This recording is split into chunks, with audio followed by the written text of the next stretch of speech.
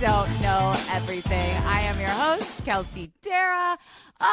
Guys, I just did something really cool. I just did a live edit in this podcast app, which means I played the theme song in the actual edit that we are doing here live. So that was like the first time I've ever gotten to hear the theme song jazz me up to my own show. That's just a fun fact for myself and no one else.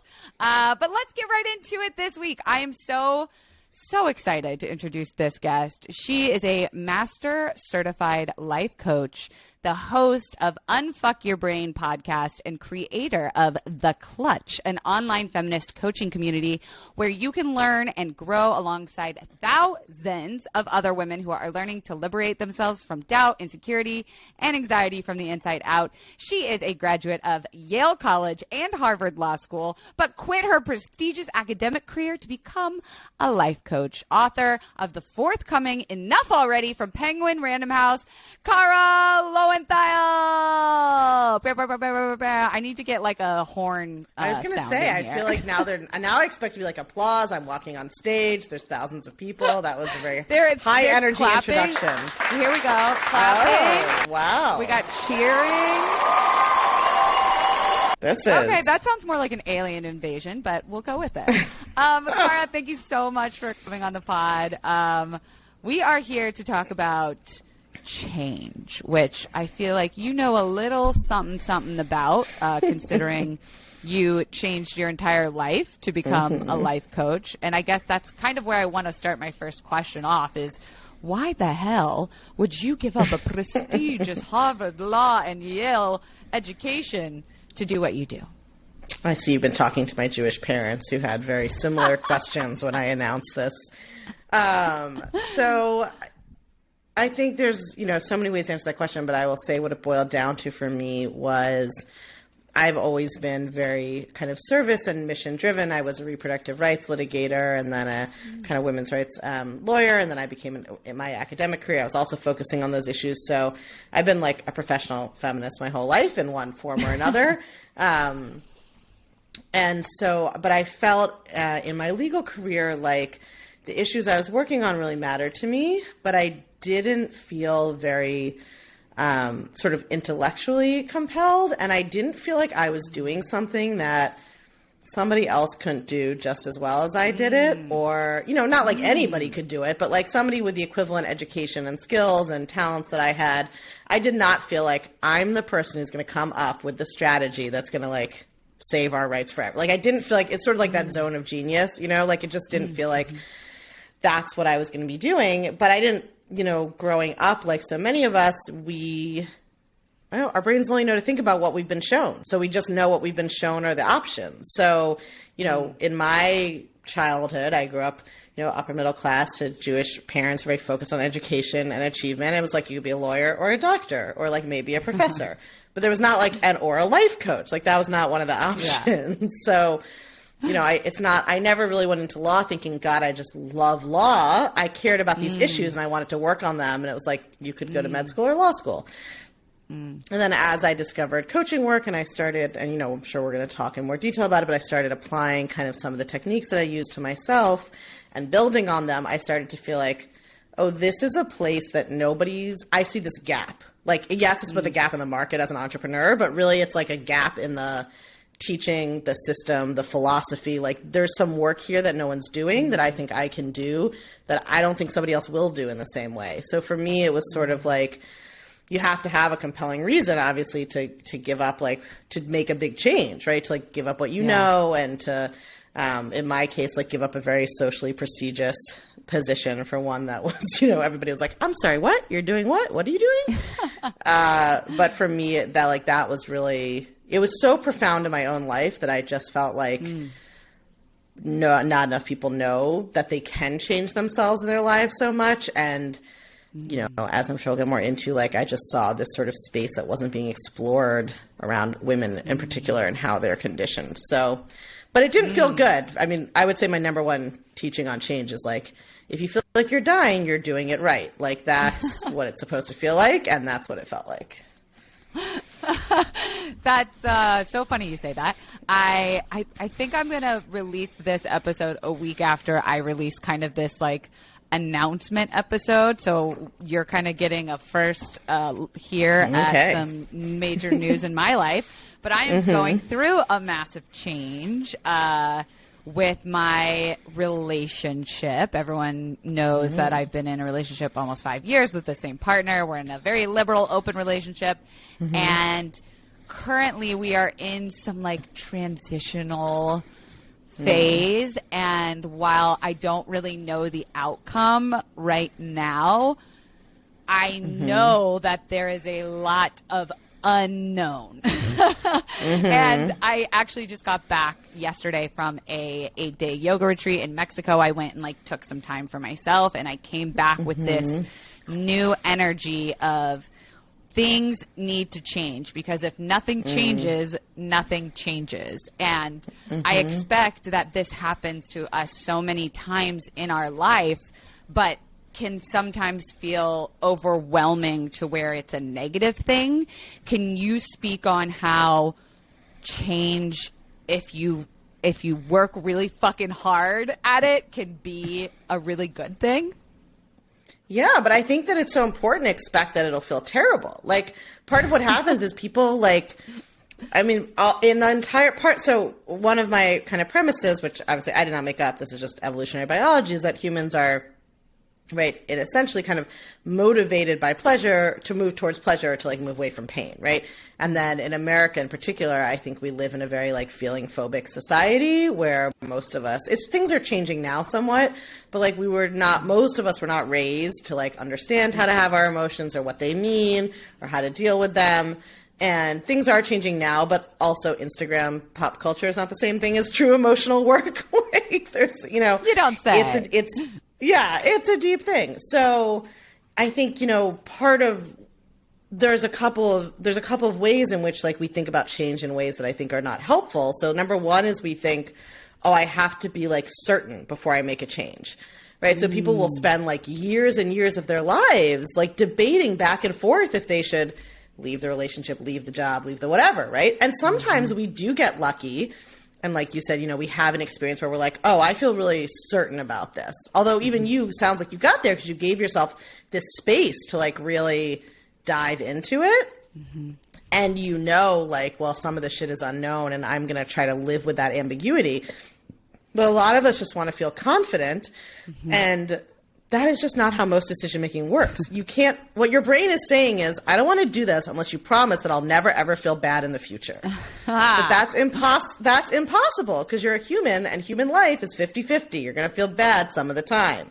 So like most people have a lot of trouble even making a decision. And then if they start to feel doubt or regret, they like think something has gone wrong as opposed to like, it's just your brain just making some nonsense, right? Like any time that you think a decision is supposed to guarantee that you like feel good forever and never feel bad again, that's not what it's going to be like, right? And your brain does not like change because your sort of primitive brain, feels like it's probably safe and not going to die if it knows what's happening. But you're like, so you have to think of it as like you take like an antelope and you're like, let me drop you in a part of the world you've never been with predators you've never seen. You don't know where any of the safe caves are. The animal's going to lose its shit. And that's what happens to our brains when we make a big change, like leaving or changing a relationship or a job or whatever. So change can be amazing, but there's a big difference between something being amazing for your life long term, helping you grow, enriching your life, opening up new opportunities, and something feeling amazing in the moment, which is pretty much just like orgasms and chocolate. That's what's going to feel amazing in the moment. And everything else is probably not going to feel like that. So we get screwed up when we think that it should. I love what you said, too, about this 50-50, right? Because I am finding with change that the way you said it so perfectly, you were like, yeah, duh, we should expect it to be painful also, that we think we're going to go into something, we're going to grieve it, or we're going to cry about it, or we're going to be unsure and nervous about it, and then we're done with that grief and crying and nervousness. Right. And like, I'm totally willing to feel my feelings for like 13 minutes, and then by minute 14, I'm over it. I don't want this to be happening anymore. Or even for like a month, right? But we think of this like period of time where we're going to deal with it, and then like, God willing, you're even self-aware enough to deal with it. And then we go Right. into, well, I'll never be sad or I'll never be nervous or anxious about this again. But the reality is you're going to experience new things with this change every single day, and learning how to be gracious with yourself. And I love how much you talk about the brain, because that's what I'm fucking obsessed with. I'm very emotional. I'm very sensitive, have no problem reaching my feelings, being self-aware. But I want to understand the science of why our brains do the things they do so that we can change it. Because if you are just grasping at straws. So do you have any more insight kind of into maybe, and this is sort of like a leading question, I'm like getting through some Joe Dispenza here, why maybe our brains can become addicted or used to toxicity or unhealthy things or boring things even, and mundane and routine, and what's happening there and why that's bad? Yeah, I mean, I don't personally tend to use the word toxic, and I don't even really use healthy or unhealthy that much, only because I feel like then people get obsessed with debating whether something is healthy or unhealthy or toxic or not toxic in a way that is like kind of just like certainty. Like we're never getting a letter from the universe that tells you if it was or not. So I just don't know if it's that helpful for me. But I mean, your brain. So when we think about our brain, what we mostly think about is the experience that we're conscious of, what I know I'm seeing, what I know I'm hearing, what I know I'm experiencing, right? Your brain is actually taking in a shit ton more information than that, which it is filtering out so you don't even ever see it, right? And your brain uses all these shortcuts, because if you woke up every morning, like imagine waking up with amnesia every morning and like not only not knowing who you are, but not like knowing what a table is or where's the door to the bedroom, or where, like if your brain had to encounter every object and every person every time and do a whole running analysis of it, you would like die of exhaustion, right? So your brain uses all these shortcuts, and your brain associates knowing everything with being safe. Which is why I love the tagline of the podcast is we know that we don't know everything, right? Thanks. But your brain biologically wants to think it knows everything, because then it can feel like it's safe, right? This is why you see that kind of reactive effect where those studies that show like if you prevent evidence of climate change to somebody who doesn't believe in climate change, they will not believe in it more by the end. You haven't changed their mind with the evidence, because cognitive dissonance kicks in, right? They double down on their existing belief because it's so threatening to experience being wrong. And think about like how much shame some of us experience when we think we're wrong, or how much fear, right? It's almost like this allergic reaction in your brain to the idea that you're wrong, because that feels dangerous, right? So the correlate to that is, as long as it feels familiar, that part of our brain is like, this is chill. Like, this may be terrible for me. This may not align with my values or desires. This may be, if you want to use the words toxic, unhealthy, whatever. But your nervous system and your brain just get calibrated to your experience, and then it just feels familiar. I mean, that's why when people say, like, people use that term self-sabotage, and it's not exactly like, you're not really sabotaging. Actually, what your brain is doing is just trying to create what it thinks is safe, which can paradoxically be like unhappiness, dysfunction, codependency, whatever terms you want to use. It can be something that like isn't what your prefrontal cortex, the more evolved part of your brain, thinks you want to experience, but with the part of your brain that is just like, let's say if everything is the same, then I know where all the tigers are and I won't die.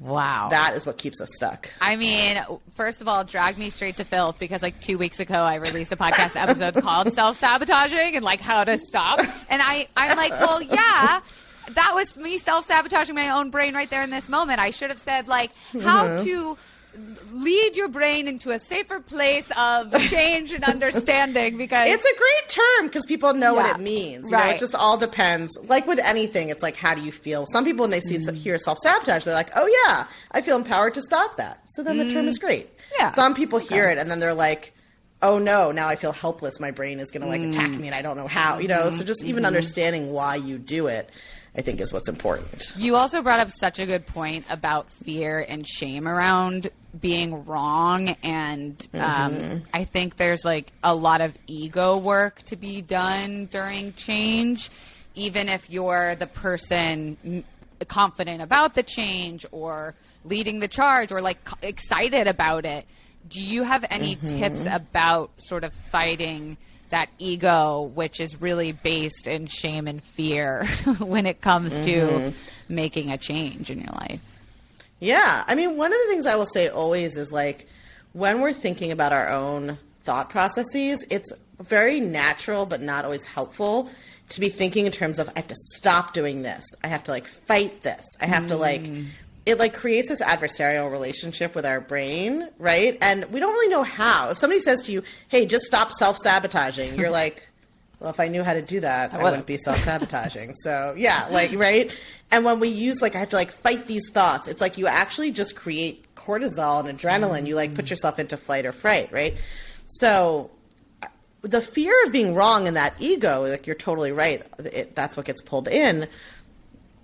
My best like advice for anything that involves that ego, that shame, that fear, all of that comes from the belief that like your worth or value are contingent on various things, right? So I call this like contingent self-worth. Like whether that's being right all the time, whether that's your career, whether that's like having the successful relationship that everybody else thinks that, you know, that they want. Like whatever you've based your self-worth on, you're going to be terrified of being wrong about. Because what if that means that now you're not worthy, right? And humans are very intrinsically driven to, you know, try to feel worthy. So the better, like the way I think about it is like the better friendship you have with yourself, the less your ego gets triggered. Like the more self-acceptance you have, the less it matters if you're right or wrong about X kind of thing. I mean, I'm like, I feel like I'm listening to a podcast because I was like so present and mindful in that moment. I was like, what? Get your next question ready, Kelsey. She's speaking truth. But again, like I'm loving this idea too of it coming from a loving place. Cause I think what I notice with change is that we fear that if we are soft, I'm making air quotes, or like too kind to ourselves, we lose our edge maybe, or like if we're too soft and kind to someone who maybe doesn't deserve it, or, you know, someone who disagrees with the change we're making in our life, whether it be family, loved ones, friends. Is there any way to work on that confidence as it comes to not fearing losing that edge and that confidence, like not having others second guess you and not second guessing yourself? But I think so. I want to respond to this thing about like I don't want to be too nice to myself because this is like such a common thought people have. Like I just had this conversation with my partner last night where we've been like working on something in like family life, and he did a really good job at it. And I like texted him and I was like, "Hey, you did such a good job tonight, like doing that thing that we've been working on."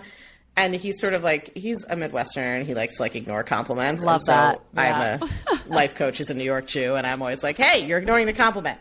So, you know, I was like, "Are you ignoring the compliment?" And he was like, "Well, I don't want to like, I want to make sure that I like do it like consistently and perfectly, but you know, before I get too self-congratulatory." And I was like, wow. That is not how the brain works. But that's so common. We all think that, right? I got to be tough on myself or I won't do anything.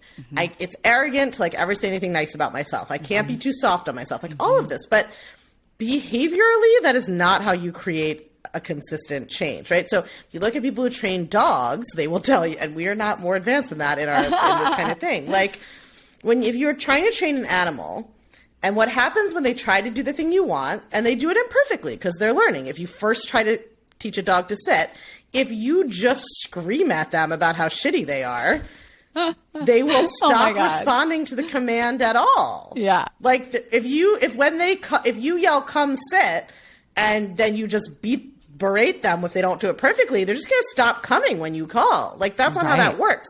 That's why all dog training involves lots of treats and positive reinforcement. But we somehow think with ourselves what we should do is berate ourselves and be harsh on ourselves. And like that's going to motivate us to greater and greater heights. And, you know, I, because of my background, work with like a lot of my students and followers and clients and podcast listeners and whatever, people in my, you know, sphere of influence are high achieving, very motivated people who have been mean to themselves their whole lives, right? And they really credit that being mean to themselves. They don't even know they're mean to themselves, first of all, sometimes. They think they're just being accurate about themselves, right? Well, I'm just self-aware and I just know that like I'm a little lazy piece of shit who needs to do more.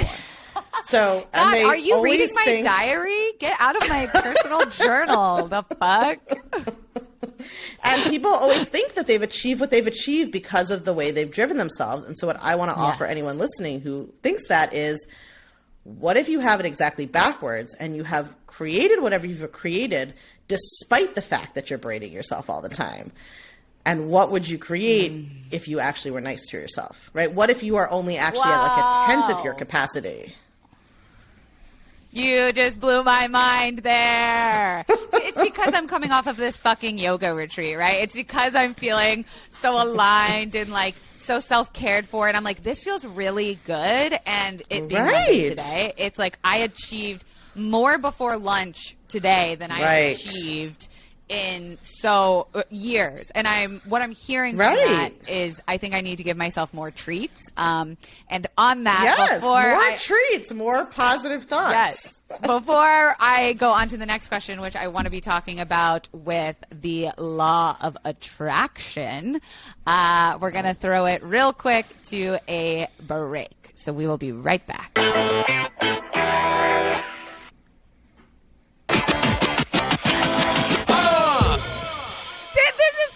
This live editing thing, that's crazy. Like now we're back, and that's going to make my life in editing so much easier.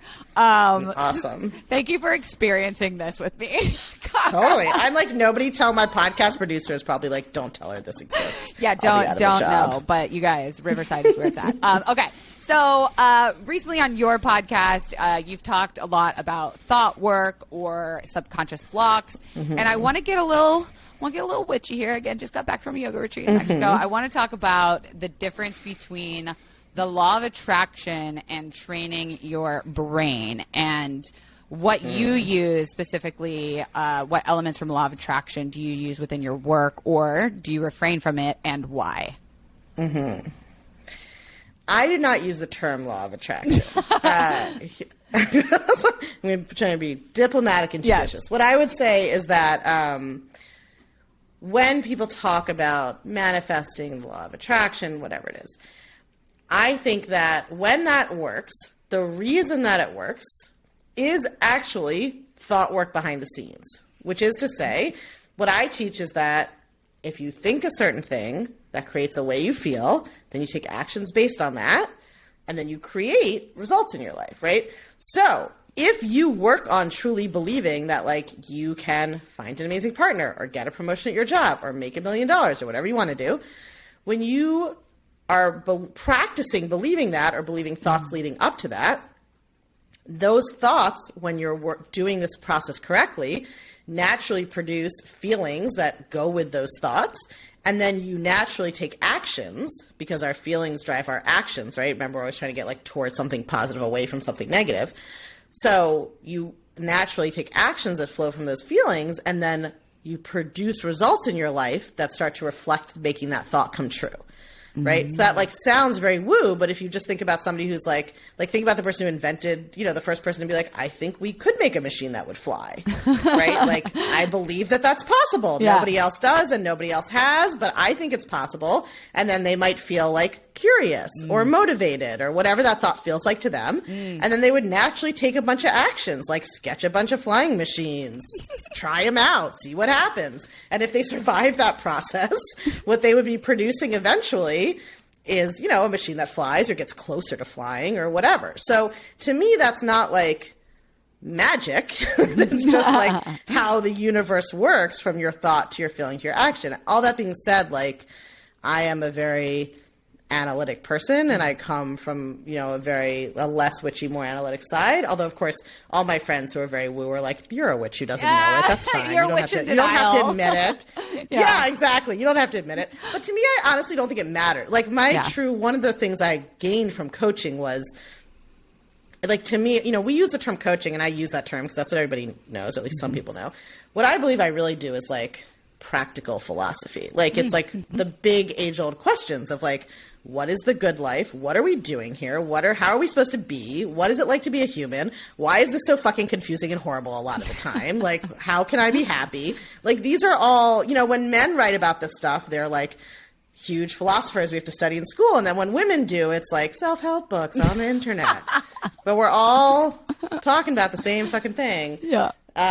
Anyway, so I think like through that, I have become much less attached to thinking that like I think we're just all using human language to describe something. So like, you know, is law of attraction, quote unquote, more true than cognitive behavioral therapy? What does that mean? It's different ways of talking about a thing that people experience. Right. Yeah. One has, you know, peer reviewed studies and maybe one doesn't, but like, I don't get super hung up on that. Yeah. Like, I'm like, call it whatever you want. Here's how I think it works when it works.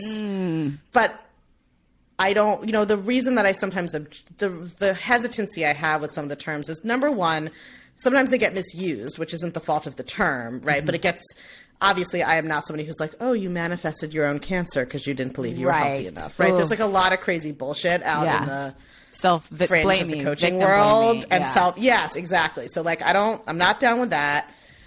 And sometimes people, like, if they don't learn how to break down those steps, they don't see where it's going wrong, which is that they like are trying to believe something that they can't believe, and then nothing happens, and then they're like, forget self-development, none of this works, or whatever. Yeah. So that's why I just like to be like, call it whatever you want. Here's what's happening. It's thought, feeling, action, result. Use whatever label you want for that. I love that because it really is all encompassing, and it's probably so specific to each person, and like you have to gauge what kind of personality they are, and you know if they're an executive and they're wow, I was about to just throw in a witchy comment. I was about to be like, and they're a Libra, they believe in like, but that's fine too. You know, like astrology is the science of the ancients. I don't know everything that we believe now. In 200 years, people are going to be like, can you believe those idiots believed in cognitive behavioral therapy? Yes. Just like we're like, can you believe those idiots believed in astrology? Like human knowledge is always changing. So I'm much less attached to like, what's the answer? And I'm much more attached to what questions are you asking and how are you like treating yourself in that process? I wanted to touch on something you mentioned where when we're talking about thought and thought work, exactly. You mentioned when you're practicing thought work, and I think it's so fucking important to set aside actual time to practice, because you think you can do it, you keep it in your head, and that just becomes another thought and another pattern of I'm going to do this thing. Why am I trying and it's not working? And it's like, no, I have to schedule out time in my motherfucking calendar. And I want to talk about why that's important, that you actually have to practice it, and why is the feeling so important, because it is, right? Yes, definitely. So it's important to practice it because if you think about any other skill you learned, like learning to walk, it wasn't like what happened was someone sat you down and showed you the biomechanics of how walking happens, and you were like, great, I intellectually understand that, now I can walk, right? You had to like take a step and fall down and take a step and fall down, and like it took you like probably a year to get good at it, at least. So creating neural pathways is no different. You would not walk into the gym and be like, well, I watched that person deadlift 400 pounds, so I'm sure now I can do it. Like, you don't know how to do that yet. You have to like lift 2 pounds and then 4 pounds, right? So when we talk about, like, people think because they can think a thought, meaning they can like say the words in their brain, that's like, okay, I did it, now something should happen. But that's not how it works, right? All you've done, like, I could say the thought right now, lizard people in the sky control us all. Like, I could say the words, but I don't believe that. And it's not going to like show up in my life in any way, right? You have to pick a thought that you actually can believe, which is like, we could have a whole podcast about that. Yeah. People don't know how to do that. I have an episode called The Thought Ladder, a podcast you can listen to. Yes, linked below. But you got to pick something. Yeah, pick something you can believe, which usually means you make it much smaller and less ambitious than what you want to believe. And then you need to practice it because you're literally, right, that saying, like the neurons that fire together, wire together, like literally you're connecting synapses in your brain, and you got to practice. So you can calendar it. You can also, like, there's lots of different tips and tricks. Like, you can make the new thought your password for the week and type it in your computer all the time. You can put Post-it notes around your house. You can set alarms on your phone, but like, you got to be practicing the new thought. And then in terms of the feelings, like a lot of people who come to this form of thought work are people who don't like feeling their feelings, because this thought work is like very analytical. So they think they can maybe just like sidestep the feelings by just changing their thoughts all the time. And, like, that's fine. It's a developmental phase in becoming into thought work. Like, in the first phase, you just change a bunch of thoughts, and you're like, this is great. I never have to feel my feelings. I'm just going to swap all my thoughts out. But eventually, you will, like, hit the wall. You will not be able to keep doing that. And you're going to have to deal with your feelings, right? And your feelings are actually what motivate your actions. And when you have feelings that you're not willing to feel, you're resisting the feeling, right? It's like the metaphor that my teacher taught me, which I still use because it's just such a good one, is like that when you try to repress a feeling or resist it, you're like trying to shove one of those big round inflatable beach balls underwater, and it will like bounce up and hit you in the face. That is right? a good one. And on the scientific level, what's happening is if your body is having a feeling, so it's trying to send, your brain is basically like, okay, sensations happening in my body, right? When you tell your brain, like, that's not okay, we can't have that feeling, you basically told your brain that, like, there's a tiger in your own body. Like, something bad and scary is happening, and it's in your own body. And you can't get away from it because it's in your own body. So now your brain is really freaking out, right? So, like, you actually will just get yourself more and more agitated, and you can kind of try to ignore it or shove it down, but eventually it will come out. And the more that you resist it, the more you send the message to yourself that having a feeling isn't safe, the more your brain freaks out. So for no other reason, you have to learn to feel it to, like, get out of that cycle. Yeah. And there's such a piece of this, I feel like, of course, I'm neglecting to bring up with when it comes to change, like something like, you know, a job or a relationship or like who you are as a person. It has been years for some of us that we have been thinking and feeling and doing this thing and wiring these neurons together, building this pattern in our brain. And of course, we love to talk about childhood and blame everything on childhood, but also, like, there's a reason why we always go back to childhood, and there's, you know, subconscious blocks that we're not thinking about, which I know you had a great episode about subconscious blocks, but also, like, how important is it to recognize how much of this came from childhood and retraining something that maybe you've done for 30 plus years a certain way. And do we expect it to happen just, you know, 6 to 8 therapy sessions or, you know, 6 to 8 manifestation workshops in? Right. I think it really depends on the thing, right? And it depends on what you're dealing with. Like, coaching is not the same as, you know, there's overlaps, I think, between any healing modality to some extent, but, like, you know, coaching is not the same as therapy. It's not the same as manifestation workshops. Like, it depends on what you're doing. I would say, you know, coaching for me is really about, like, what is your relationship? Let me put it this way. In the past, I would have said, and, like, the neat answer is, like, therapy is for dysfunctional people who are dysfunctional, and coaching is for people who are functional and want to be more functional. That's like the, you know, standard response. To me, that sort of is like, well, who the fuck decides who's functional and what does that mean? Yeah. Like, to me, coaching, to me, sort of thought work or coaching benefits everyone. It is not always the only tool you need, right? It's like there's no one who doesn't need the tool, but some people need other tools also. I mean, most of us need some other tools also. It's just, it all depends, right? So, there probably are, you know, situations where people have, like, complex childhood trauma that they do need to revisit with a trauma therapist and work that out. They need to understand all of that. I will say, in general, a lot of people who come to coaching have gone to therapy already. They have the awareness of, like, okay, yes, my family dynamic was this. This is how it shaped me. But then they, like, stall out kind of because they either, like, I've had people who be like, well, my therapist said I was all set and ready to go, but I still feel terrible all the time. And I don't think this can't be, like, all there is. Like, I feel like there's something else I could do, you know? Or, like, I mean, what I felt like was I had gone to a lot of therapy. And I sort of felt like, okay, well, like, so now we understand why I go after emotionally unavailable men, whatever, which I used to do. Or do I just watch myself do that for the rest of my life with a lot of awareness about it? Or, like, what's the plan here to actually change it? And so, like, a lot of people come to coaching for that. So I think it really depends. This is an unsatisfying answer, I know. No. But, like, what your problem is and and where you are in the journey. Like, for me, often the thing that's the most helpful about understanding where something came from in childhood is it can give us more compassion for ourselves and, like, more of a kind of, like, okay, I'm not just, like, this is why this is happening. This is why my brain and body are working this way. But of course we like need that because our default is just to beat ourselves up. So it's like maybe if we didn't beat ourselves up all the time, it wouldn't matter as much. But I find it the most helpful when I can tell that I'm having a disproportionate nervous system response to something that isn't a big deal. It's helpful for me to just be able to be like, okay, like the level of anxiety I feel about this thing is disproportionate. And it's probably because this is like a learned childhood thing. And that doesn't even really mean I necessarily do anything after that. It just allows me to like chill out a little bit until it passes and not kind of like be reactive to it. Right. And that like neutrality and curiosity is very hard for some people to get to because we're so much like, well, I'm self-aware and I see that I'm doing this thing. It's probably from my fucking childhood, but why isn't it changing it? And why am I not self-actualized? And why am I not able to move through that? But that's also like, that's where the life is 50-50, right? The place that goes wrong with the childhood, I think, is people can get fixated on blaming their parents or their caregivers or whatever in this way that isn't helpful. Because it's like we imagine, well, if only my parents had been different, I wouldn't have to have this negative emotion I have.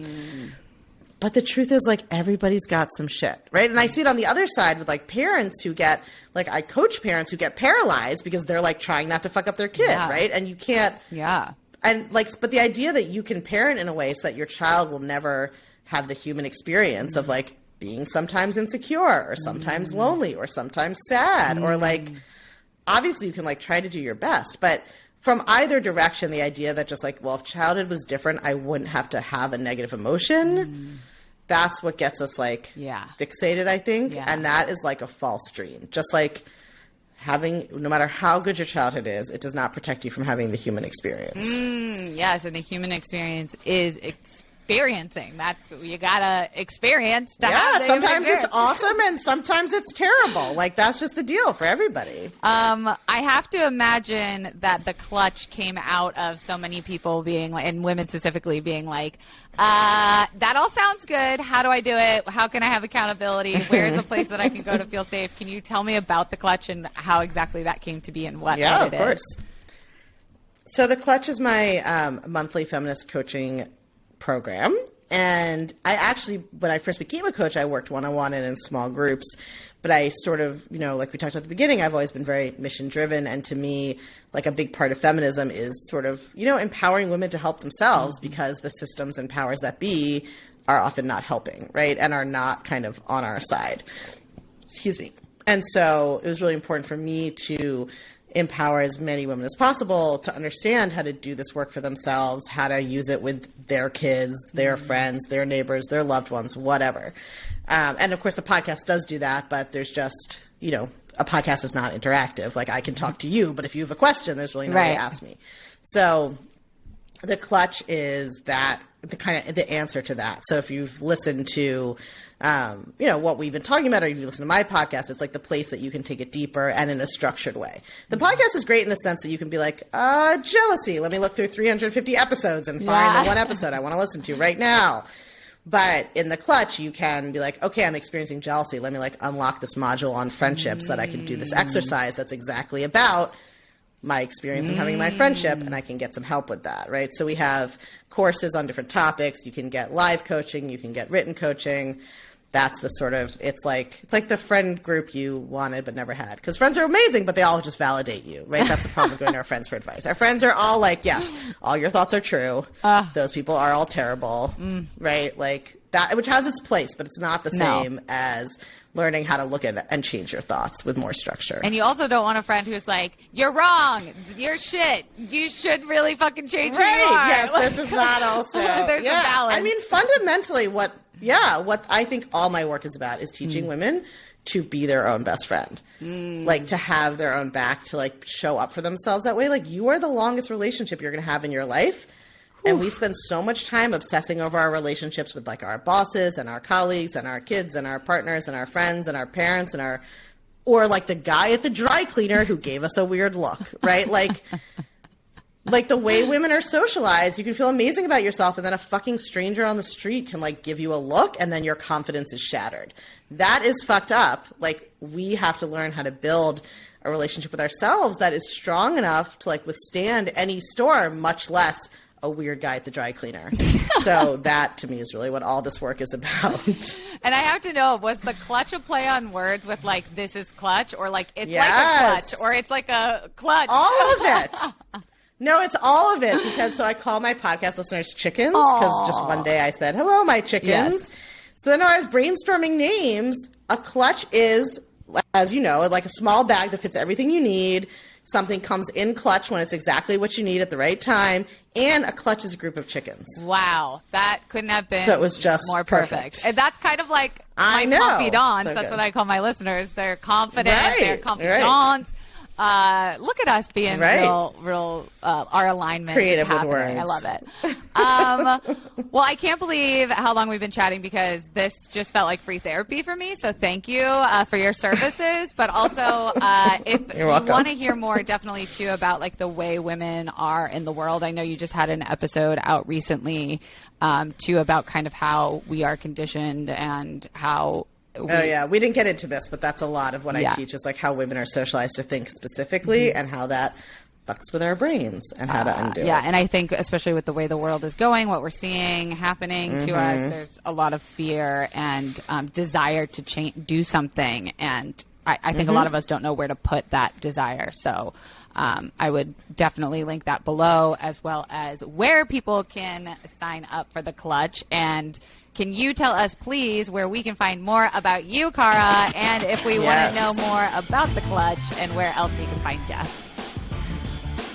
Unfuckyourbrain.com is the place to go for everything. You can find me on social media with my very long, hard to spell name, Cara Lowentheil.